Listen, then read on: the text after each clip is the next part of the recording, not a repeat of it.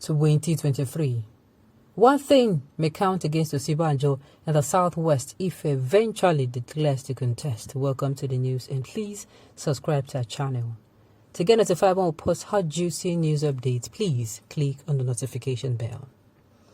As many Nigerians are scheming and clamoring for presidential tickets to be zoned to the South for the sake of equity, justice, and fairness, no one appears to be considering the microscopic implication of the arrangement.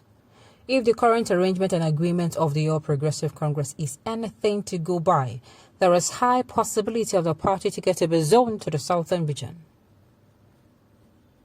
In the Southwest, Bola Tinubu and Professor Yemi Osinbajo seem to be the biggest name that have been so far mentioned for the job. While Tinubu had declared his interest and already working round the clock to actualize his ambition, Osinbajo is still dancing around the circle, not yet certain of his ambition. He is yet to formally declare his intention to run for president and contest against his political benefactor, under whom he cut his political teeth in 1999 from Lagos. However, there are speculation that the vice president is being encouraged by some power that be to succeed his boss.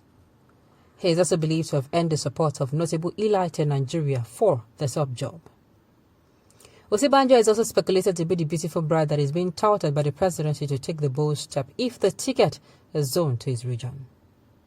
From all indications, the professor of law appears to have had everything working for him as far as the APC ticket is concerned, if zoned to the south. Back home, however, there is a disturbing political analysis that may push him to have his back on the wall. Since 1960, that Nigeria became an independent country, there were two people from the Southwest who have been opportuned to rule the country. Obasanjo ruled as a military head of state between 1977 and 1979 before he handed over to a civilian government. In 1993, when Ibrahim Babangida announced the most credible and transparent presidential election that could have produced MKO Abiola as president, the country went up in flames as crisis engulfed the entire nation. The incident forced Babangida to step down after 8 inglorious years in office and constituted an interim government of the federation, which was headed by late Ernest Shonekan.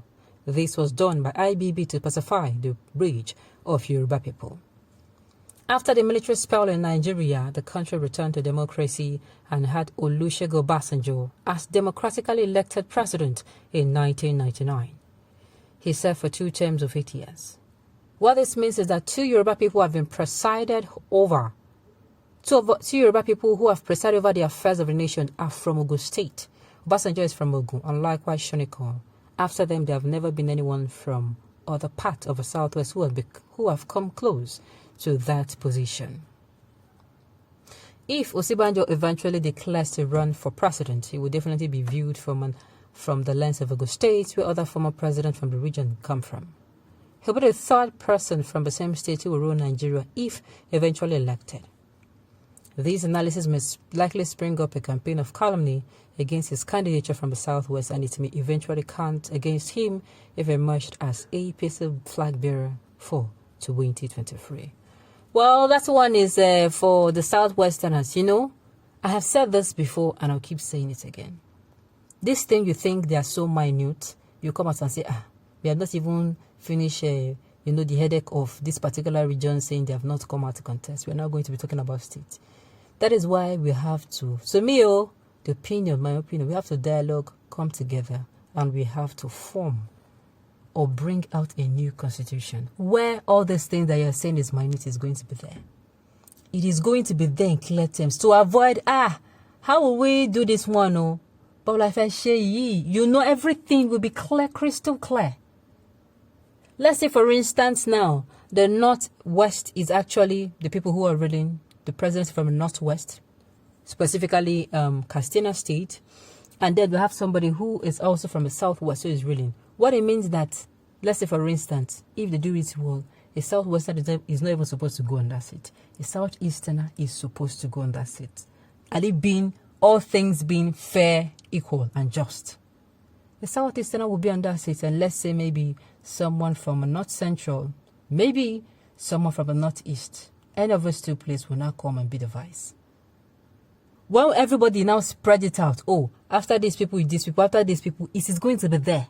If these people rule for 8 years, you know it is 8 years. You understand me? Then you will not go back and say, now that we have made everything clear. After, that means if you rule for these 8 years, you know that your 8 years will be coming after 1 8 years, 2 8 years, and 3 8 years. That means, 1 8 years, 2 8 years, 3 8 years, 4 years, 5, because we have 6 geopolitical zone. After the 6th one, then the first person that did the first 8 years will now end. You know, it should be like that. Then what you are going to be looking at as minute states now, who now come under that particular one, will now come and say, you know what, this is how we are going to do it. They will not come. They will discuss it themselves and bring whatever they discuss. Grassroots people. What exactly? How are we going to do it? If these particular people rule for this, that means if it is coming, nobody from these states will come out to. Am I making sense? Then you even do it to a point where even the local government, the most small local governments will not come out and say, we are feeling, you do it in such a way that it is clear. That if you look at it, this thing is clear. It's too clear. It's crystal clear. Nobody will come and say, it is because it is these people, they are the only one that have been ruling. No. Everything will be clear. That is why we need a fresh constitution. I don't know who is with me on this one. Somebody said, does not count. Please carry analysis and go and sleep, okay? That campaign can never hold water in the enlightened community of Southwest. We are open-hearted more than that, okay? That is what people will say. But I would not be surprised that somebody, of course, you know that people have their own different views and different opinions. Somebody might come out tomorrow and say, is it only Ogun State people that will come out of presidency? I know, my dear country.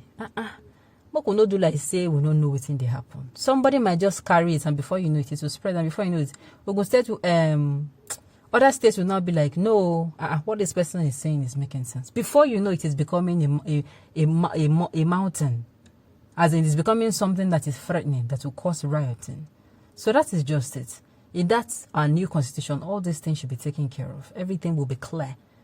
Laws that if you commit a crime, there are some crimes you commit and you don't even need to take you to court. No need.